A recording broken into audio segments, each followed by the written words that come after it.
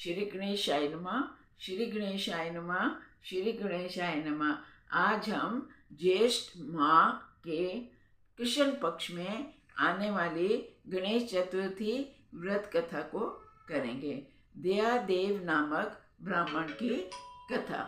कैलाशपति भार्या पार्वती ने पूछा, हे प्रिय पुत्र गणेश, ज्येष्ठ मास की कृष्ण पक्ष की गणेश चतुर्थी का उपवास क्यों कर संपन्न किया जाता है और इसकी क्या विधि है तथा इस महीने में गणेश जी का क्या नाम है। उस काल में कौन कौन से भोज्य पदार्थ ग्रहण करने चाहिए, ये आप विस्तार से मुझे कहें। गणेश जी ने कहा, हे जगजननी, हे माता श्री, श्रेष्ठ ज्येष्ठ कृष्ण गणेश चतुर्थी सौभाग्य एवं पति प्रदायिनी है। इस दिन मूषक रथा नामक गणेश जी का भक्ति भाव से पूजा अर्चना संपन्न कर महाप्रभु गणेश जी को शुद्ध घी के बने हुए मिष्ठान प्रदान करने चाहिए। उन मिष्ठानों में हलवा, पूड़ी, लड्डू प्रमुख होते हैं। तदुपरांत पहले ब्राह्मणों को प्रेम पूर्वक भोजन देने के बाद ही स्वयं भोजन करना चाहिए। ये माता पार्वती, अब मैं आपको इससे जुड़ा पूर्वकालीन इतिहास कहता हूँ। गणेश पूजन और व्रत की विधि जो पुराण में वर्णित है उसे सुनिए। सतयुग में पृथु नामक एक अति बलवान राजा हुए थे, जिन्होंने 100 यज्ञ संपन्न करवाए थे। उन्हीं के राज्य प्रदेश में दयादेव नामक एक विद्वान ब्राह्मण रहते थे। उनके 4 पुत्र थे जो विद्वान एवं वेदों में पारंगत थे। समयानुसार पिता ने चारों पुत्रों का विवाह वैदिक विधान से उच्च कुल में पुत्रियों से करवा दिया। एक दिन ज्येष्ठ पुत्रवधू अपनी सास से कहने लगी, हे माताश्री, मैं बचपन से ही अपने पिताश्री के गृह में संकट नाशन गणेश चतुर्थी का उपवास करती आई हूँ, अतः अब मैं यहाँ व्रतानुष्ठान करने की आपसे अनुमति चाहती हूँ। पुत्रवधू की इस बात को सुनकर उसके ससुर बोले, हे पुत्री, तुम ज्येष्ठ पुत्रवधू हो, तुम्हें किसी प्रकार की व्याधि अथवा कष्ट नहीं है, तुम सब प्रकार से सुख संपन्न हो, फिर क्यों तुम ये व्रत करना चाहती हो। अतः सौभाग्यवती, अभी तो तुम्हारा यौवन काल है, अभी तुम्हारा समय तो उपभोग करने का है। ये गणेश जी कौन है, फिर तुम्हें करना ही क्या है। लेकिन उसने ये व्रत जारी रखा। कुछ समय बीतने पर ज्येष्ठ पुत्रवधू गर्भवती हुई और 10 मास पश्चात उसके एक अति रूपवान बालक को जन्म दिया। उसकी सास बराबर बहू को व्रत करने के लिए निषेध करने लगी कि और व्रत छोड़ने के लिए बहू को बाध्य करने लगी। व्रत भंग होने के फलस्वरूप गणेश जी कुछ ही दिनों में कुपित हो गए और उसके पुत्र के विवाह उत्सव में वर वधू के सुमंगली के समय उसके पुत्र का अपहरण कर लिया। इस अनहोनी घटना से विवाह उत्सव में चारों ओर कोहराम मच गया।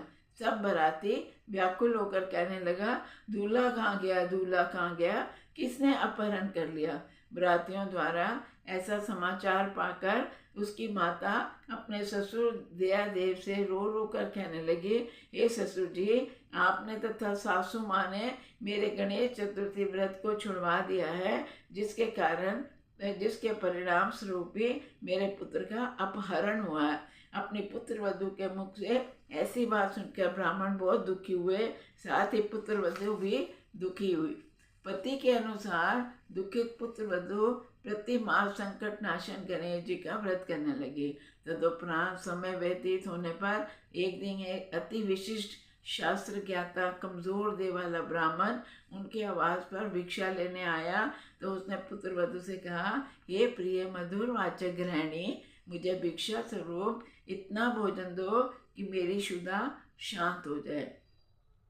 उस ब्राह्मण की बात सुनकर उस धर्मपरायण कन्या ने उस ब्राह्मण का विधि पूर्वक पूजन किया। भक्ति पूर्वक भोजन कराने के बाद उसने ब्राह्मण को वस्त्र आदि दिए। कन्या की सेवा से संतुष्ट होकर ब्राह्मण कहने लगा, ये पुत्री, हम तुम पर प्रसन्न हैं, तुम अपनी इच्छा के अनुकूल मुझसे वर मांगो। मैं स्वयं ब्राह्मण वेश में महाप्रभु गणेश देव हूँ, तुम्हारी प्रेम में भक्ति के फलस्वरूप मैं तुमसे अपना मनोवांछित फल पाने का आग्रह करता हूँ। ब्राह्मण की बात सुनकर कन्या हाथ जोड़कर निवेदन करने लगी, हे महादेव और पार्वती के पुत्र भगवान गणेश देव, मैं भी आपके प्रेम में आचरण से अत्यंत हर्षित हो आपसे ये वर देने का आग्रह करती हूँ कि मेरे हे महाप्रभु, अब आप शीघ्रताशीघ्र मेरे बिछड़े हुए पति का मुझसे मिलाप करा दें। यही मेरी एकमात्र अभिलाषा है। इस पर महाप्रभु भगवान ने कहा, तथास्तु, अर्थात ऐसा ही होगा। तुम्हारा पति शीघ्र ही आवेगा। कन्या को इस प्रकार वरदान देकर गणेश जी वहीं अंतर्निहित हो गए। उसी समय की बात है कि सोम शर्मा नामक ब्राह्मण एक वन में से उस ब्राह्मण पुत्र को नगर में ले आया और उनके आवास पर जा पहुंचा। बालक के दादाश्री अपने पुत्र को वहां देख अति हर्षित हुए और बालक की माता ने तो उस बालक को हृदय से लगा लिया और कहने लगे कि गणेश जी के प्रसाद से ही मैंने अपने खोए हुए पुत्र को प्राप्त किया है, उसे नए वस्त्राभूषणों से अलंकृत किया। दयादेव के सोम शर्मा का अभिवादन कर कहा, ये ब्राह्मण देव, आपकी कृपा से मैंने खोए हुए पौत्र को प्राप्त किया है। खोया हुआ बालक घर में आ गया। सोम शर्मा को सुस्वाद भोजन कराकर धोती दुपट्टा से विभूषित करके गोदान दिया। फिर से मंडप का निर्माण करके विधि पूर्वक वैवाहिक कार्य संपन्न किया। इससे सभी पूर्ववासी प्रसन्न हुए।